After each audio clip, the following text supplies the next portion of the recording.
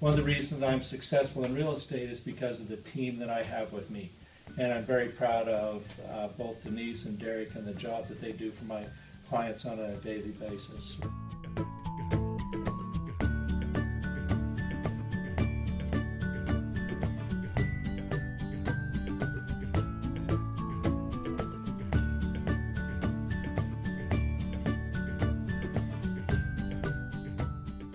It's not my decision to make up the mind for the buyer. It's my job just to present with options.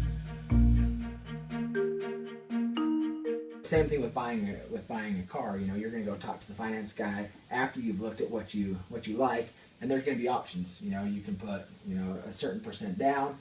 You can finance it for 5 years, 7 years. You know, however you want to do it, to figure out what you're comfortable with. My job is to present you with options. You know, whether it's a 15-year loan. You know, I'll talk to you about how long you're planning on staying in the home, whether there's an ARM product that might fit your situation, if it's a 30-year, you know, whatever it is that's gonna work best for you. I'm gonna present those options for you, and then ultimately it's your decision. And then from there, we'll just go down the timeline.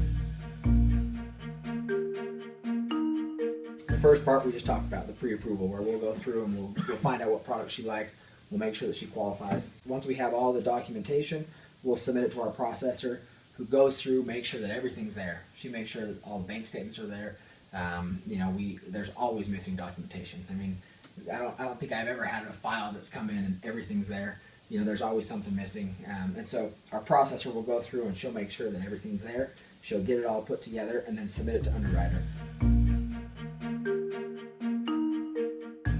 Once it's at the Underwriter, it's about 2 to 4 days in that process, depending on the conditions and the different things that are in the file. Some people are buying an investment home, their fourth investment home or investment property, and so their tax returns are a little bit more messy. So a lot of times, it depends on the particular circumstance.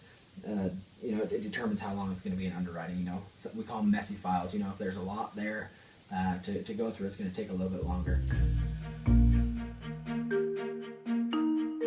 Once the underwriter has gone through, if there's anything else she needs, she'll ask for conditions. So, or I guess I should say he or she, depending on the underwriter.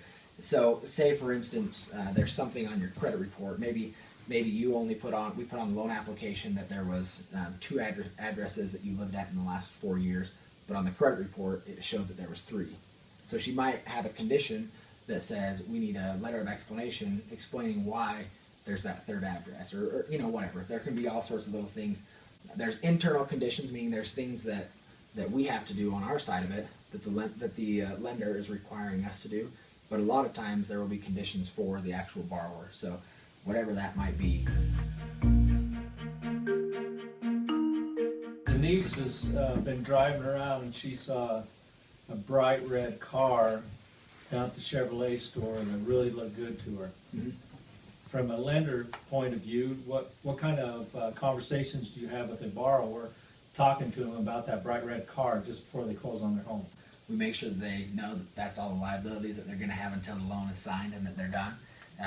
Because any loan, even a lot of people get excited even more about a car. They get excited about furnishing this new house that they think that they've bought, even though the process isn't done yet. And so they'll go out and they'll put $4,000 worth of furniture on financing, whether it's a credit card or financing through the furniture store, and that can mess up your debt-to-income ratio, which we can have you pre-approved, and then you come to find out you went out and bought $4,000 worth of furniture, and that just kicked you over the debt-to-income ratio that the lender they require. Say they were right on the line as far as the credit score. Mm-hmm. They went into Odell's over here and they pulled their credit. Yeah.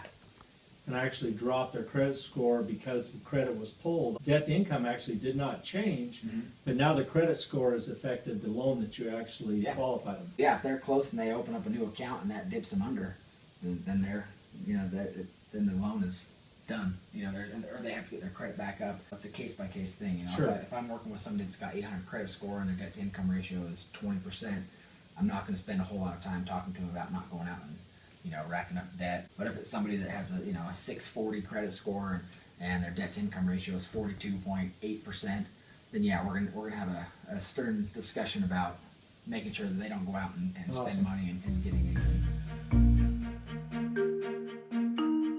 So going back to this, the conditional approval, I mean, there's all sorts of different conditions that come out, and it, you know, I always like to say the underwriter's job is to try and not allow the loan to go through.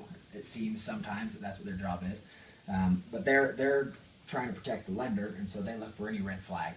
And any red flags they find, they can condition us to explain that more or get more documentation to prove that. Once we get the conditional approval and get all the conditions in, we'll send those all in. The underwriter will look at it again for a final approval. Once we get the final approval, we get the clear to close, we get the document order put in, so they'll put together the documents that go to Denise. She puts together the final HUD, the settlement statement, and then from there, we go to closing, and Denise is the one that's the expert on that.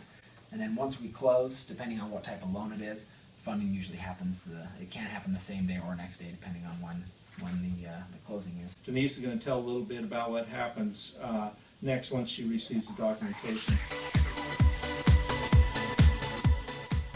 You know that you need to bring in a cashier's check. You know what else can slow down closing? No driver's license. No driver's license or one that's expired.